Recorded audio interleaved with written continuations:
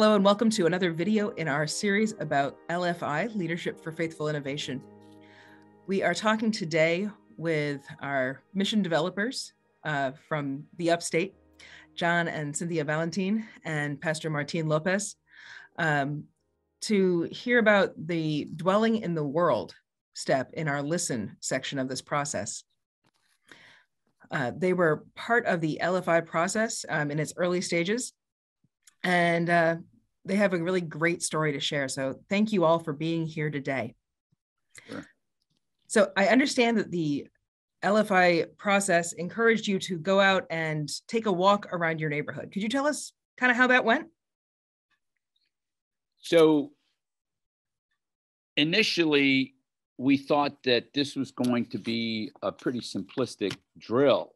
When you look immediately around the adjacent area of El Mesías, it's really Messiah Lutheran Church, and it's essentially just a residential area here in the upstate. And so when we discussed the walk around, we decided we may not gain that much in just walking around the neighborhood, keeping in mind that the mission is aimed towards inclusiveness, to include our Hispanic, or at least to highlight the Hispanics, but to include all. But it was really about the Hispanics, the Hispanic community, the Latinos, Latinx community here in the upstate. So with that in mind, we decided to get in the car and maybe drive a little bit further down into the heart of Malden, South Carolina. As we drove off, we noticed that on the main drag on our way to the center of Malden, there was a huge Baptist church. We made a right going downtown to our intended destination, and there was yet another Baptist church. And so you start thinking, what is God's plan? Is this to discourage us? Because it seems like, if nothing else, it's saturated with a different denomination, not necessarily the target audience that we're looking for. In any event, we stopped the car and started walking around with two ideas. Idea number one, to stop by a Latino market that was on the corner, and then maybe going over to the community center. And so with that in mind, we stopped off at the very first supermarket and started asking questions just about their clientele, who their clientele was, et cetera, et cetera. And that led us to a really important, a very significant finding. The first merchant, the owner of the Latino, it was Los Arcos is the name of the supermarket, told us about the number of Latinos that are in the area. And my first question to him in Spanish was, ¿A dónde?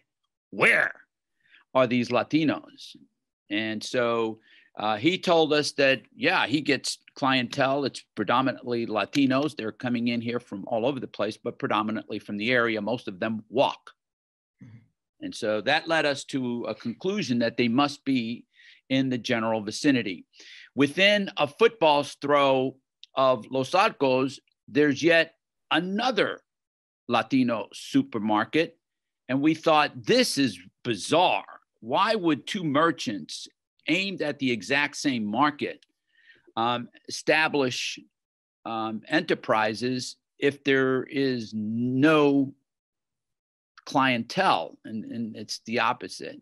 There's tremendous amount of people coming in. We asked them, we got a little bit of a more granular answer. They told us that it was down to the left, that there was a trailer park.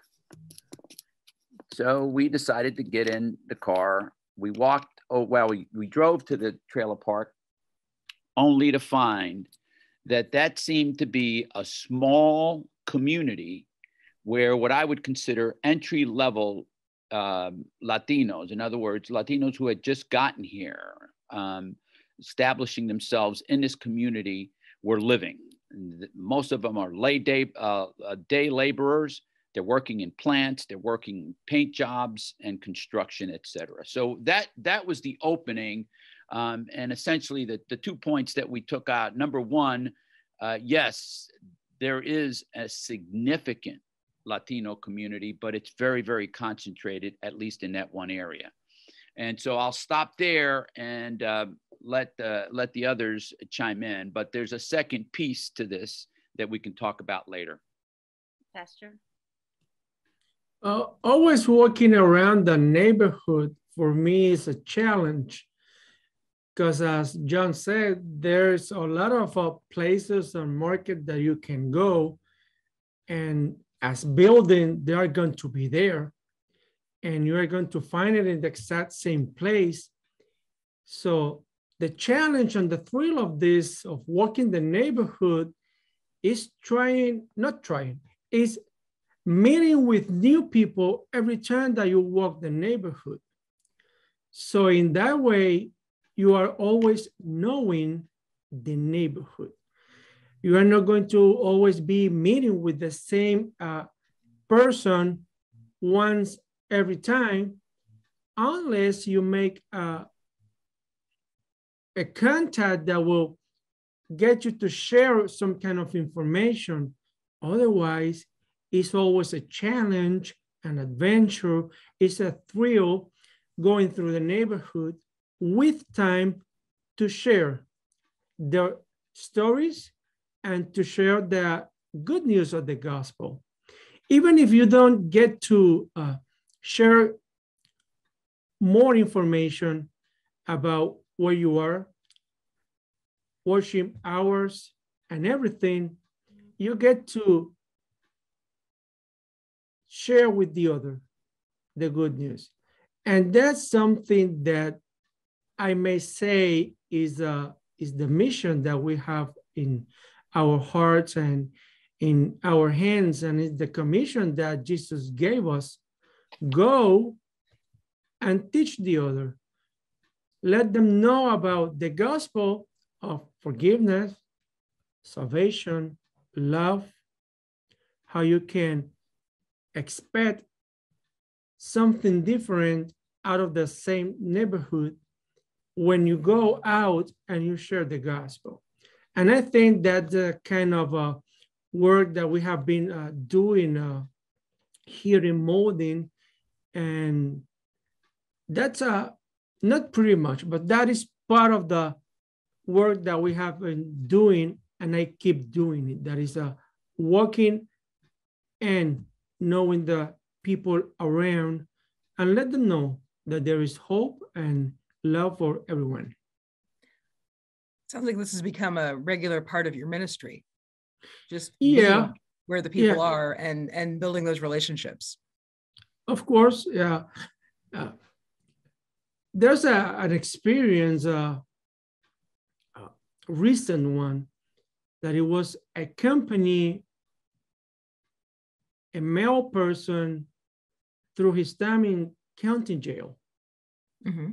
So it was a complete new experience of getting to know this person just by phone calls. And he kept calling me at least twice or 3 times a week, sharing with me how he was doing, how he was reading more the gospel, seeking for a kind of a company with during his process. And when he came out, the first thing that he did was just give me a phone call. Pastor, I'm out. You see, and I think that that is the kind of a mission that we as ordained pastor and mission developers also, we have in our hands. The power to go side by side with the people who's having struggle in their life or going through rough patches, you know, and be with them. Not trying to be the savior, but someone who can feel the things that they are experienced, like it was my experience also. So I think that those are the kind of opportunity that we have when we are when we have the time to walk the neighborhood, or when we have the time to answer the the telephone. This is an unknown number. I'm not going to answer it. I dare you, I challenge you to answer that phone call that you don't know who is calling you, because maybe that's the phone call of a person who is looking for someone to lay his head or her head, even if it's through the telephone. That's a very doable challenge, but at the same time, I'm not sure. I'll have to think about that one. Cindy, what would you like to add? Yes, I'd like to add, and if I may, give a little more context to how we got to the second part of the Faithful Innovation learning process. I'm a very sort of process-oriented person, so maybe I have a different vantage point than a pastor as a lay person. But engaging in this process, where our first responsibility, so to speak, was to actually listen. And the three of us engaged in this process where, and it was scripture-based. I mean, it was Acts chapter 16, verses 6 through 16, and we dwelled in the scripture. We went through a whole discernment process, and we were trying to answer the question, what is God calling us to do? Mm-hmm. And also, essentially, what is already out there in our community, and what are those organizations that we are able to tap into? So that listening process, I think, was so vital for us before we went out to do that action part and walk that community, sort of the second part of the Leadership for Faithful Innovation. What I personally discovered was that it is a dynamic process, and it always leads me back to, and I failed on a couple occasions, led me back to trying to always, the three of us getting together, our guiding team getting together and listening to one another in prayer and discernment on the word, because it is so dynamic, and we can, all three of us, go in three separate directions. But when we come together, we've seen that it is powerful, dynamic, and we can influence some small changes out in our community. And I think the three of us individually and collectively have engaged in that process. And we've discovered that we initially linked up with Hispanic Alliance, which is a very vibrant organization out here in the upstate, which helps that community, the Latino community, with food insecurities. And so we partnered with them, and we partnered and are looking to partner even more so with, and you almost fail to recognize this until you sit back and reflect. And we've had our ups and downs, clearly. But if you sit back and look at what is out there and how you can partner, you realize right in within, we're yoked to two separate congregations, and what are those congregations doing, and how can we link in? So that was really part of our action part too. And we're still doing that sort of thing. And I think Pastor Lopez, if you'd like to then explain how this has kind of brought us to the gospel on wheels. I think that was sort of the next piece of what we started. That was going to be my next question, is how has this impacted your ministry plans going forward? Just getting to know your neighborhood. It's clear that you've seen places that God is already at work too, in the organizations that you're partnering with, in the grocery stores, in the places that people are already gathering and being there for one another. So yeah, could you talk a little bit about what's coming next for y'all? What I'd like to do is just piece together the two parts. So part number one was establishing that there is, in fact, a need. And so when we answered the question, as Cindy says, as you're reflecting, LFI asks you to reflect on what is God leading you to do. I mean, this is not just that God doesn't put a billboard out there and say, you must do this. You have to figure it out. And It'd be so, so much yes, easier if God used billboards. Yes. So you've got now a body of people. You understand that you assume that there's a need out there. They're entry level. They don't have a lot of wherewithal. So the second piece, as we walked the neighborhood and trying to answer what does this mean? Well, we were led to the community center, the Malden Community Center. And that's what Cindy alluded to just a second ago, where in that, it's not just a community center with a basketball court and a tennis and all of that business, but it had amenities. It had a reference material that if you have this need, you go here. In other words, you're now matching up by reflection. We were able to match up. Yes, there is in fact a need, the people. And then secondly, there are resources. So how do we match that up? And the connecting tissue, if you will, at least in our discernment, was through the word. And that's where pastor takes over, that yes, there are people in need. Of course, there are people in need. And yes, there are resources. Of course, this is the United States of America. There are resources everywhere. How do you tie those together? And the answer became very, very evident that it was through word and sacrament. And so now pastor has a venue, a portal, not just the people. So in some ways, it's field of dreams. Build it and they will come, but it's kind of a little bit play on that.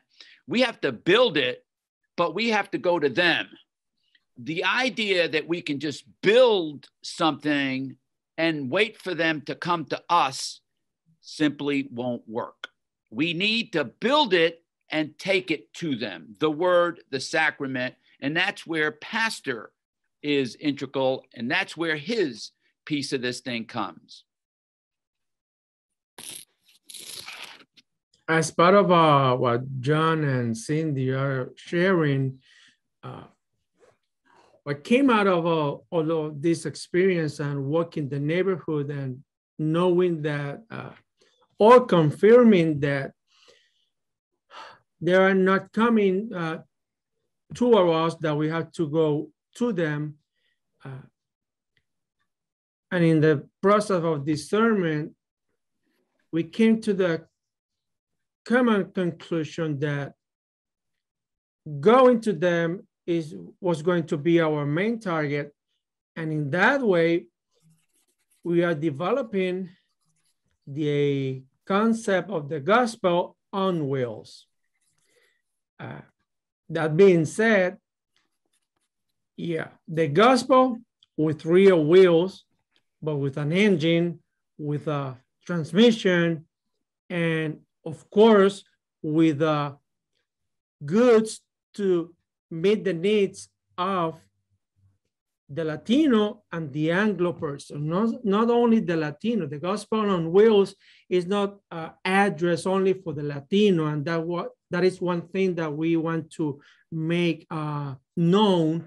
Also, the Anglo is in need and going through food insecurity, and also in need of hope and everything. So in that way, Gospel on Wheels is going to be out next year, maybe in the first 2 or 3 months of 2022. And with the idea of rolling the gospel through different communities here in Malden, in Greenville, Simpsonville, just to mention the most near to us, but with the vision of going forward through all upstates and including the whole South Carolina Synod. Putting this resource in the hands of the people, putting this resource in the hands of the South Carolina Synod is an advantage, and it's a win situation for everyone. And all others congregations that are are looking forward to spread the gospel, to help the other, to move around the neighborhood, to make the gospel known. Gospel on Wheels is going to be there, or is going to try to be there to meet the needs of the Latino and the Anglo people who is hungry of the gospel and the good news of being included in a society that they are trying to be part of. So that is the next step for us as mission developers and for the ministry that we are carrying on here. That's great. You took the dwelling in the world step very literally. You went out into the neighborhood, you found where God was, and you decided to show up with a truck. Yeah, basically, yeah. Pastor, great. One of the interesting things and one of the most important things about LFI is that it provided you the concept of guided reflection. And so reflection is great, but if it doesn't have a frame, if it doesn't have some guardrails, I'll speak for myself. This is idle thought.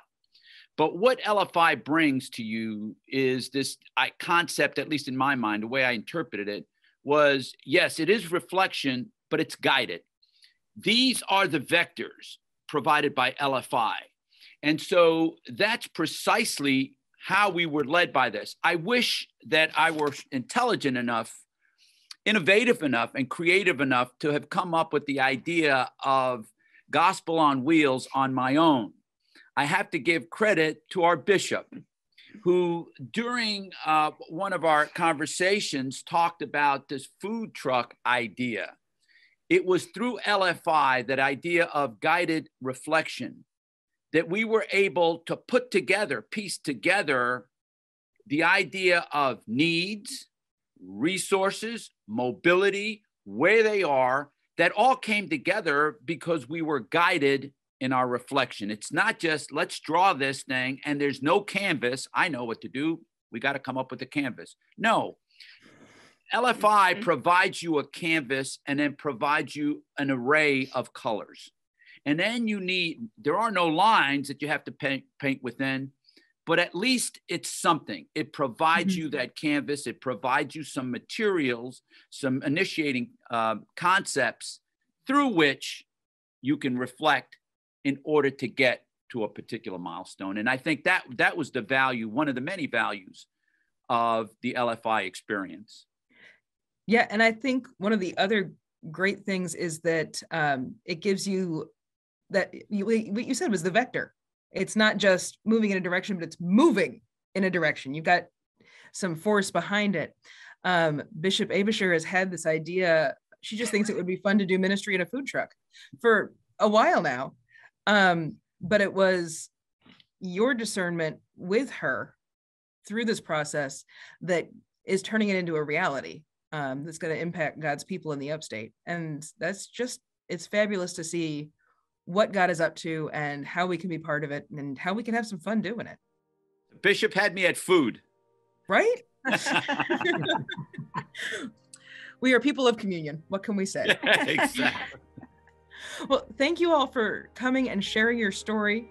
Thank you for the ministry that you are doing and for the witness that you give of where God is, what God is up to, and how God invited you in so that our other siblings in ministry can look around and see where God might be up to things in their context. No, so that they can look around and see where God is doing things right in their neighborhood and where we can all partner together to be part of that process.